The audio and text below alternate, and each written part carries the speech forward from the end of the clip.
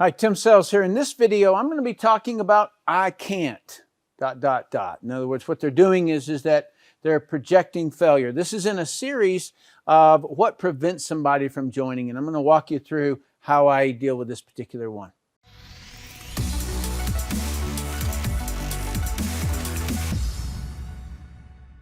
Okay, so in this one, it's very much like and it's almost an underpinning of pessimism versus optimism video that I did in terms of when you're talking to people, what happens, you know, what clues do you get and things like that as to where they are in life, right? And so the I can't, it is an indication to me of what I'm going to need to do. And the fundamental is that I've found is that afraid to fail. There is a group of people that, and when I say group, I'm not talking about like a group that is sitting somewhere, okay? I'm talking about that as I go through different prospects, I have found similarities in a particular thing, okay? So, and that is that they're afraid to fail. And the reason is, or a symptom of, is projecting failure. So what do I mean by that? So here is a calendar, and I just like grab this off of my calendar, and I just and it's got some things here, Christmas and New Year's and stuff. But I kind of view it always as this whole idea that my calendar is what I'm putting in future. Okay? You know, I'm throwing a football out here on Wednesday and saying I'm going to do a Zoom with this person. And I'm going to go out to here, and I'm going to go out to here, and I'm like, I got a meeting here. I'm going to start some ads here, things like that. Now, when you toss that football out there, what's the immediate thought after you put it there? Might not want to join. Might be a waste of time. Might be, right? In other words, listen to that noise. Okay? It's a particular thing that comes back. And that is a very fascinating thing for you to do yourself. I know that when I write a goal, like New Year's goal or something like that, I'll write out what I want to have accomplished. And then I'll immediately think about how difficult that's going to be. All right, well, I'm going to have to do something different if I'm going to do that. Because all I had got me to here, and if next year I want to go up by 50%, I got to do a whole lot different, right? Well, that would be a logical conversation. A person who throws that football out there and says, I can't, that person is their own worst enemy. And that's the problem. And so what is the person projecting? Failure. Okay, I might project whether or not it's going to be difficult, but I'm not projecting failure. And it's a fundamental difference. And so when I have people who say, not a salesman, tried it, I can't do it, I don't have time. It's the I don't have money, I don't know how, I don't know anybody that. Okay, so it's when it's those things is when I know they're projecting failure and they're afraid to fail. Right? And that is the fundamental difference, is afraid to fail. Oh, I know I'm going to fail a lot of times. And I welcome it because it is what makes me better. And so sometimes I think, I'm not going to try to psychoanalyze something like this, but I know I have had failures that were more impactful than others. And I think that sometimes, somebody just gets a really bad idea of something, like they They try something and that particular part doesn't work and it stung. Okay.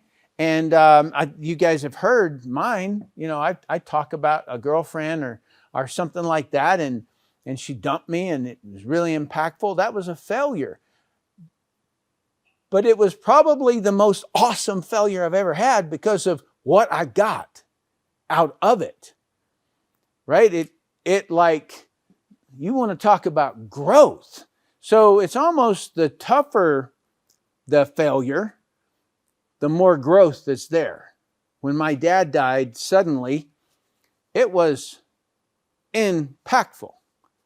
But man, did it teach me so much in that, you know, it took me a while to get that epiphany, but it was later. It was one of those things where I said, man, you know, like, am I just going to cry for the rest of my life? Because it had been like 7 or 8 days and I was just a mess and, you know, and hurt.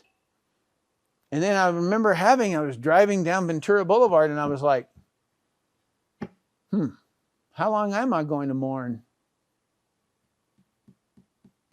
Well, nobody can tell me that answer to that but me. All right, here's what I'm going to do. I'm going to mourn for another 2 days. And then I'm going to quit. And I'm going to focus on what he added to my life. And I can't tell you how many people I've been able to help. In fact, somebody just today drove up and said, my granddaughter, you know, I think it was the guy's wife, had just died. And his used to be the grandfather of who owned my property that I own it now. And he wanted to know that they're going to do a funeral and they wanted to show a video. And this was her favorite time to be on the farm, playing in the river and all these things. And he just showed up and he was, you know, crying at my door asking if he could, you know, shoot video of it. And I said, yeah. I said, you know, his spirit is all over this place, you know, and I just talked to him and I said, you know, I remember when my dad died. And I told him, and he just stopped for a minute and he just looked at me and he said, I'm so glad your mom and dad got together and had you because you are incredible. Do you like to fish? Because I've got a whole bunch of people who go fishing and I want to hang around you. You know, the thing that you got to get out of that is that in the failure is where you grow. And I don't know that you grow any other place other than the failure and as much. All right. So yes, I study. Yes, I do, you know, reading things and things like that. But that's where I grow the most. So don't be afraid to fail. And so when you hear somebody who is just self-invalidating themselves, you know, and so these phrases here, it could be pessimism, or it just could be the one thing, which is, I'm afraid to fail. Okay. And so it's a little bit of a journey to walk the person through that. And so you get to choose whether or not you want to take that journey with them. So, and this self-invalidation idea, like I remember when I was in the military and somebody would say something, you know, like, man, if it wasn't for bad luck, I'd have no luck at all. You know, and I laughed, you know, and then I took on that phrase and I began to say it to other people who hadn't heard it before to get them to laugh. And so it's a bit of self-invalidation, right? It means I don't have any luck or I have bad luck, right? And so if you just picture that you can just hear it from somebody and adopt it, it wasn't your original idea, but you could adopt another person's idea. Sometimes that's the way that happens and it just goes away like that as soon as somebody like begins to project out success as opposed to projecting out I can't. And so when you get somebody who says, I don't have the money, I don't have the time, it could just very well be a projection that they don't even know because they heard their dad. My dad used to always say, I don't have the money. I can't afford it. I can't afford it. I can't afford it. And it was my sponsor who brought me into network marketing. And he said, how long have you been saying that? And I said, saying what? That you don't have the money. You can't afford it. And I go, forever? And he goes, who said it before you said it? And I go, everybody, like everybody in my family said I can't afford it. And so I had just adopted it as me, but it wasn't me. Why would it be me, right? And so I'm giving you the idea so that you're able to like listen to what the person's saying. And when they're saying these kinds of things, I don't know, I don't have, I can't do, I tried, right? Right? So that means that somebody puts you into a clone and you can only be one thing and not another thing, right? So I heard somebody the other day say, man, you've changed, Tim. And I'm like, how far back you want to look? Like I've been changing since the day I was born, right? So anyway, okay, so it's either I can versus I cannot, all right? Pessimism is an ideology, and optimism is an ideology, and neither is hereditary or long-term. You see, they're both ideologies.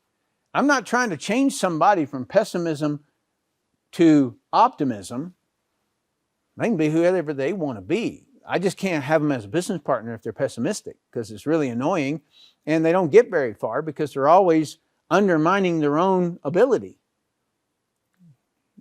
I hope you can see that. Like if the person sees their level of success as being that thin that they can get a job if they're lucky, then I can't get them to see how big they are, because they keep putting a lid on it all the time, because they're throwing that football knowing that it's not going to go anywhere. So they go out and they try to prospect. They go out and try to move people across the pipeline, but they're undermining it the whole way. When I throw that football on a prospect and I say, I've got this meeting set up, oh, I know they're going to join. I know they're going to join. That's not the issue. It is, can I facilitate that person wanting to leap into the pipeline or not? Okay? And so if I can do that, then I can get them moving on it. And then I can start setting standards and then raising the standard, which is how any elite person is ever created. Okay. Tell me what you think about this. What do you think? Do you think pessimism is hereditary? Do you think it's an ideology? Do you think it's a lifelong, I can't call it a disease, but is it lifelong? Do you have to have it all the time? Or can you change? What do you think?